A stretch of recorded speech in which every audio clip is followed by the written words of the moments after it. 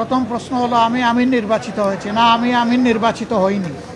আমার সহকর্মীরা আমার উপর একটা দায়িত্বের ভার অর্পণ করেছে। এই দায়িত্বটা বড় ভারী। আপনারা দোয়া করবেন দেশ এবং দিনের জন্য এই দায়িত্ব পালনে আল্লাহ যেন আমাকে সাহায্য করেন। আর পাশাপাশি আমি আপনাদেরও সহযোগিতা চাই। বিএনপি তারাও চূড়ান্ত তালিকা প্রকাশ করেনি। আমি দেখেছি 237টা আসনে তারা তালিকা প্রকাশ করেছেন, আবার প্রশ্ন উত্তরে বলেছেন এটি চূড়ান্ত নয়, এর মধ্যেও পরিবর্তন আসতে পারে। আমরা কিন্তু 1 বছর আগেই প্রায় এই তালিকা বিভিন্নভাবে আঞ্চলিকভাবে আমরা এটা জানিয়ে দিয়েছি।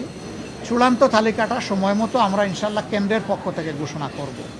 তবে যেহেতু আমরা একা ইলেকশন করব না, আরও অনেককে আমরা ধারণ করব, দেশ এবং জাতির স্বার্থে সব দিক বিবেচনা করেই চূড়ান্তভাবে যথাসময় ইনশাল্লাহ আমরা প্রার্থী ঘোষণা করব।